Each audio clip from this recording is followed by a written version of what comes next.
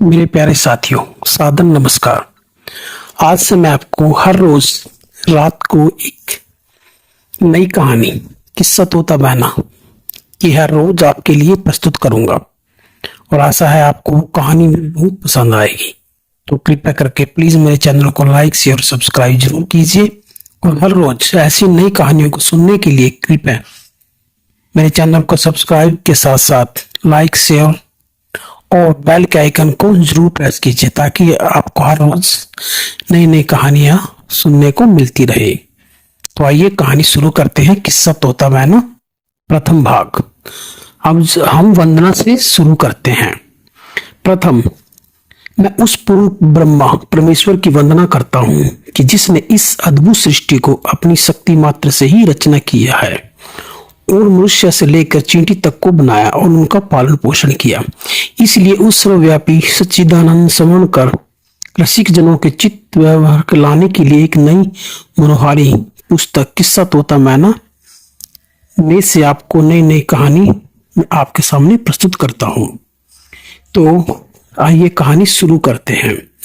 रमणीक द्वीप के निकट एक अति उत्तम और शोभायमान उपवन फल फूलों से लदा हुआ था और अनेक प्रकार के मनोहारी रंग बिरंगे पक्षी, कोयल, मोर, चौकोर, हंस, सारस आदि से सुशोभित अनेक तालाब और सरोवरों से परिपूर्ण इंद्र के नंदन वन के समान दैदीप्यमान था। उसी उपवन के अनेक सघन वृक्षों पर प्रत्येक पक्षियों ने अपना अपना निवास स्थान बना रखा था। देवयोग से एक दिवस एक तोता आंधी का मारा हुआ और अति व्याकुल चित होकर एक वृक्ष पर अपना विपत्ति समय काटने के लिए आ बैठा। उसी वृक्ष पर एक मैना का निवास स्थान था। मैना ने जब निज वृक्ष पर तोते को देखा तो आंखें बदल बड़े क्रोध के साथ बोली कि हे तोते, तू मेरे वृक्ष पर क्यों आ बैठा है? यहाँ से उठ और किसी वृक्ष पर चला जा। मैना की ये बातें सुनकर तोता बोला कि हे मैना, मैंने तेरा क्या बिगाड़ा है? एक डाली पर आज की रात बिताकर प्रातः कल अपने स्थान को चले जाऊंगा। यह बात तोते की बात सुनकर मैना बोली कि यदि तू सैकड़ों बार भी कहेगा तो भी मैं नहीं मानूंगी, क्योंकि मुझे पुरुष जाति से बड़ी अनिच्छा है। संसार में पुरुष की बराबरी बेदर्द जाति कोई नहीं है। ऐसी जली जली मैना की बातें सुनकर तोता क्रोधित होकर बोला कि तू क्या आश्चर्य किसी बात कर रही है? पुरुषों को भी बेपीर बतलाती है। हाँ, इस बात को तो सब कोई कहता है कि औरत की जात बड़ी बेपीर और बेमुरब्बत होती है, क्योंकि किसी कवि ने कहा है, त्रिया चरित्र जाने नहीं कोई, कसम मार के फिर सती हुई। सुहे मैना, बेपीर जात तो औरत की होती है, मर्द की बराबर तो बात का पक्का और शकुन का सच्चा दूसरा कोई नहीं है। ऐसी कौन सी ऐब है जो तूने मर्दों में देखा है जिससे तुझे उनसे नफरत हो गई है? तो तू मैना बोली कि हे तोता, जिस बातों से मुझे मर्दों से नफरत है वह दास्तान मैं तुम्हें आगे सुनाती हूँ, तो ध्यान लगाकर सुन। पहली दास्तान मैना की तोते से। मुल्क हिंदुस्तान में एक बड़ा नामी दिल्ली शहर था। उसमें एक शाही घराने का मुसलमान रहता था। उसका एक नौजवान लड़का था जो बहुत रूपवान था, जिसका नाम अहमद अली था। एक समय का जिक्र है, अहमद अली अपने शहर से 2-4 मंजिल आगे निकल गया। तब रास्ते में उसे बड़े जोरों की प्यास लगी, तो उस वक्त प्यास का मारा किसी एक गांव में पहुंचा तो क्या देखता है कि एक मेहतर की लड़की दरवाजे पर खड़ी है, जो स्वरूप में बड़ी चढ़कर बहुत ही खूबसूरत थी। स्त्री इसकी की माफिक भी कोई नहीं थी। ऐसी देखकर जमीन पर गिर पड़ा और आग की श्वास भरने लगा। उस समय अहमद अली को गज खाकर गिरता देख बहुत से मनुष्य उसके पास इकट्ठे हो गए और उसके मुंह में पानी डालने लगे। जब अहमद अली को कुछ होश आया तो यह शेर पड़ने लगा, झमक बता के मुझे दिलरुबा ने लूट लिया, बचा निगाह से शर्म आया ने लूट लिया। हजारों मिज खाने तीर के घायल बने, मुझे तो अबरू कमा की अदा ने लूट लिया। खुदा के वास्ते कर रहम अब तो संग दिल, तेरे तो रोज के जोरो जफा ने लूट लिया। निगाह शौक ने कई खानमा किए बर्बाद, मुझे तो काफिर जुल्फे दूता ने लूट लिया। जब थोड़ी देर के बाद खूब होश आया तो सब लोग बाग पूछने लगे कि मियाँ साहब आपको क्या हो गया है। ये बातें लोगों की सुनकर बड़े जोर से आह भरने लगा और यह दूसरा सिर पड़ने लगा। न छेड़ो हमें दिल दुखाए हुए हैं, जुदाई के सदमे उठाए हुए हैं, भूतों ने जलाया हमें समय सूरत, खुदा से अब हम लोग लगाए हुए हैं।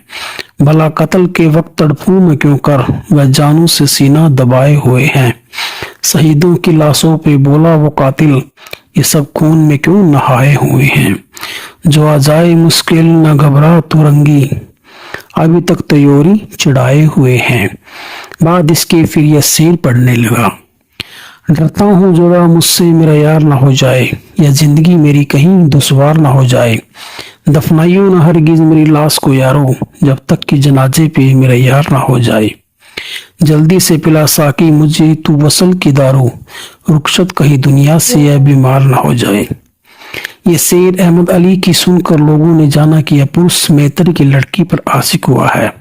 यह बात जानकर सब लोग समझाने लगे कि मियाँ साहब जरा होश में आओ, क्योंकि आप जाति के मुसलमान हैं और वह जाति की मेहतर है। आपको इश्क में ऐसा गिरफ्तार नहीं होना चाहिए और अपने दीन ईमान पर भी ख्याल रखना चाहिए, क्योंकि यह हुस्न और जवानी 4 दिन का हम मेहमान है, जैसा कि किसी कवि ने भी कहा है। दोहा। सदा न फूले तोरई सदा न सावन होए, सदा न जोबन फिर रहे सदा न जीवे कोय।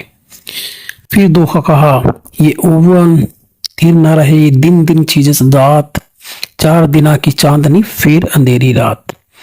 ऐसे ए मियाँ साहब जरा होश संभालो और इस बात का ख्याल रखो कि ये बात लोगों की सुन कर तो फिर आह भर के सिर पड़ने लगा।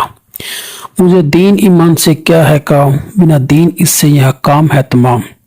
यारों मिले मुझको ये रस्काए नूर, नहीं जान दूंगा मैं इस पर जरूर।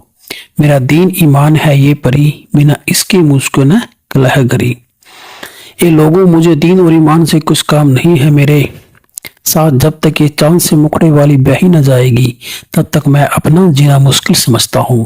सो आप लोग मेहरबानी करके इस सूर के माँ बाप से कह दो कि एक बेचारा मुसीबत से हारा तेरी लड़की के नैनों का मारा पड़ा तड़पता है यारो। या तो उसके साथ अपनी लड़की की शादी कर दे, नहीं तो वह तेरे दरवाजे पर सिर मार मार कर मर जाएगा। यह कहकर लंबी सांस लेने लगा और यह दोहा पढ़ने लगा। हाय दई कैसी भई अन चाहत को संग, दीपक के भावे नहीं जल जल मरत पतंग। यह बात अहमद अली की सुनकर 2-4 मनुष्यों ने जाकर सब हाल उस मेहतर से कहा। वह बेचारा यह बात सुनकर अहमद अली के पास आया और मिन्नत के साथ कहने लगा कि ये मियाँ जी जरा सोच समझकर बात करनी चाहिए, क्योंकि आप जात के सैयद और मैं जात का मेहतर।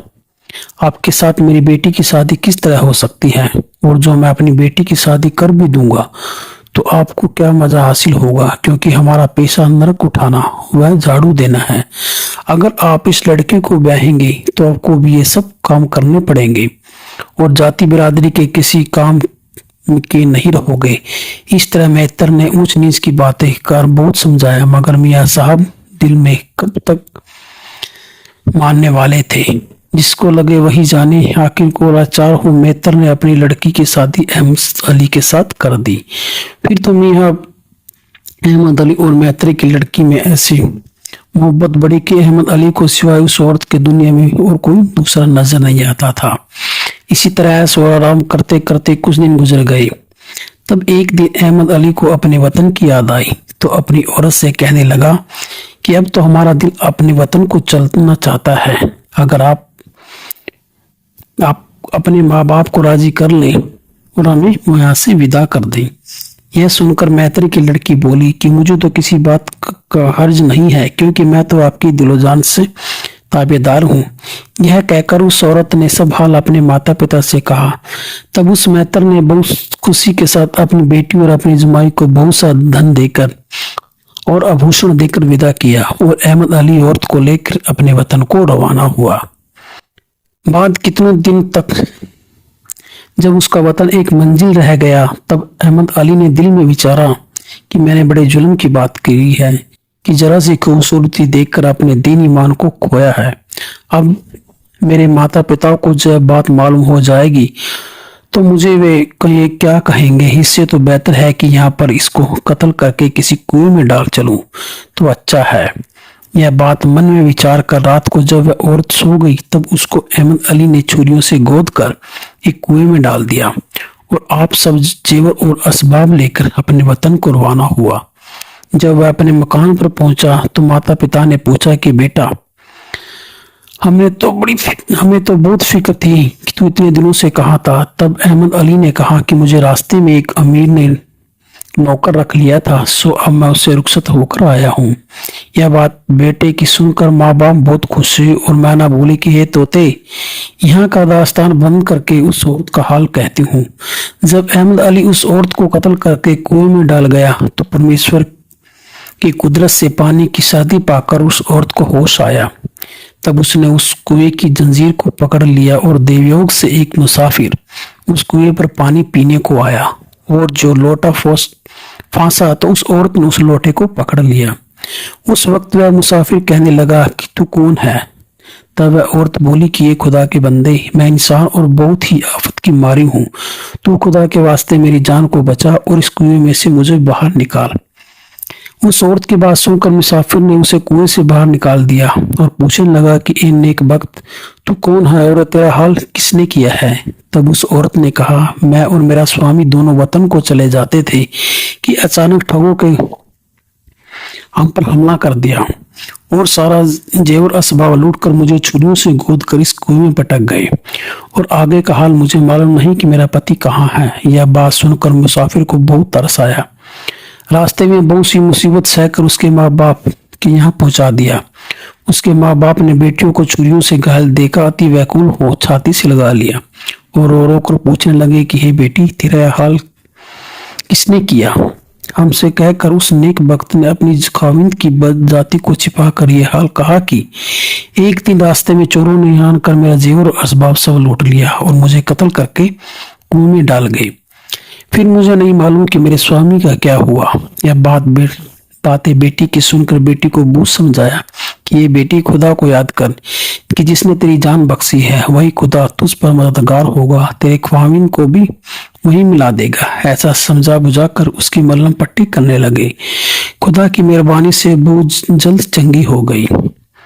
मैंने बोली कि हे तोते, यहाँ की बातें यहीं छोड़कर अब थोड़ी सी बातें फिर उस बेईमान की कहती हूँ, ध्यान देकर सो। जब अहमद अली को उड़ाते खाते 2-4 महीने बीते और वह सब असबाब बेचकर सारा कुछ खा डाला, तब अपने मन में कहने लगा कि अब खर्च की निहायत ही तंगी हो गई है। इससे अब यहाँ से उस मैत्र के यहाँ चलना चाहिए और उससे कहना चाहिए कि तुम्हारी लड़की के यहाँ लड़का हुआ है।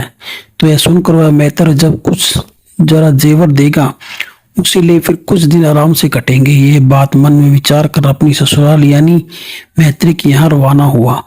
2-3 दिन के बाद उस गांव में पहुंचा तो क्या देखता है कि वही मैत्री की लड़की पौली में खड़ी है। जो उस औरत और अहमद अली की नजरें चार हुई तो अहमद अली का पीला चेहरा पड़ गया और सारा बदन मारे डर के कांपने लगा। अपने मन में सोचने लगा कि हाय, मैंने ये क्या किया? ये तो बहुत बुरा हुआ जो मैं यहाँ आया। अब यह मैत्र मुझे जीता नहीं छोड़ेगा। इस कदर अहमद अली अपने मन में सोच करने लगा। तब इसको घबराया हुआ देखकर वह औरत कहने लगी कि हे बेईमान, बेपीर, असल मुझसे कम अकल, मैं तुझसे की कम असल नहीं हूँ और मैंने आज तक तेरी बदी को अपने माँ बाप से जाहिर नहीं किया। अब तू किसी बात की फिक्र मत कर। मेरी जान में तो तू मेरा वही खाविंद है। अपने दिल में चाहे जो समझे बातें मैत्री की लड़की की सुनकर अहमद अली बड़ा शर्मिंदा होकर उस औरत से कहने लगा कि जो कुछ भी मुझसे हुआ उस मुझे माफ कर। वह औरत बोली, आप डरो मत, आप भीतर आइए। जब अहमद अली भीतर गया तो सास व ससुर ने आते देखा, उन्हें दौड़कर छाती से लगा लिया और कहने लगे, धन्य है उस ईश्वर को कि जिसने कितने ही दिनों बाद तेरी सूरत हमको दिखलाई। इस तरह बहुत सी बातें करके उसकी मेहमानी की और बड़ी खातिर तवज्जो के साथ रखा। जब इस तरह ऐश व आराम करते कुछ दिन गुजर गए तो एक दिन औरत से अहमद अली ने कहा कि अब तो अपने वतन को चलना चाहिए। तब फिर उस औरत ने कहा कि मुझे तो आपके साथ चलने में कुछ हर्ज नहीं है, मगर आप मुझे पहली सी दगा तो नहीं दोगे। यह सुनकर अहमद अली ने कहा, मेरे और तेरे बीच में खुदा जामिन है, जब उस औरत ने अपने माँ बाप से रुखसत मांगी तो उन्होंने बहुत खुशी के साथ बहुत सा धन दौलत देकर उनको विदा किया। जब अहमद अली विदा होकर चला और एक बियाबान जंगल में पहुंचा तो वहां उसने उस बेचारी मैत्री की लड़की का वही हाल किया जो पहले कर चुका था, अर्थात उसे छुरियों से गोदा, सब माल असबाब लेकर अपने वतनों की ओर चंपत हो गया और वह बेचारी छुरियों की मार से घायल होकर उस जंगल में तड़फने लगी। देवयोग से उसी गांव का एक मेहतर उस रास्ते से होकर चला आ रहा था। उसकी नजर जो उस बेचारी पर पड़ी तो उस औरत को पहचान कर पूछा कि हे बेटी, तेरा हाल किसने किया? तब तो उस औरत ने सारा हाल रो रो कर कह सुनाया। यह सुनकर मेहतर ने पहले तो बहुत अफसोस किया और फिर उस मेहतर की लड़की को बहुत सा दिवस बंधाकर उसे उसके साथ लेकर उसके घर पहुंचा दिया। इसके बाद उस औरत ने जीते जी उस बेईमान का नाम भी न लिया। इतनी कथा कहकर मैना बोली कि हे तोते, जब से यह दास्तान मैंने सुनी है तब से मुझे मर्दों का बिल्कुल विश्वास नहीं है। उस समय से मैं अभी तक इस तरह मर्दों से अपने आप को बचा रही हूँ। ये बातें मैना की सुनकर तोता कहने लगा कि हे मैना, तू ये बातें सच कहती है, मगर दुनिया में सभी मर्द एक जैसे नहीं हैं और न ही सभी औरतें एक जैसी होती हैं। जैसे किसी कवि ने कहा है, न हर जन जनस्तु न हर मर्द मर्द, खुदा पंज अंगस्तु यकसा न करद। हे मैना, अगर तू ये कहे कि औरत नहीं मर्द ही बेपीर होते हैं तो यह कहकर सुनकर एक दास्तान मुझे भी याद आया है, तेरे सामने कहता हूं, तू कान लगाकर सुन। तो अगली दास्तान कल सुन। प्लीज मेरे चैनल को लाइक शेयर सब्सक्राइब जरूर कीजिए। बहुत बहुत धन्यवाद।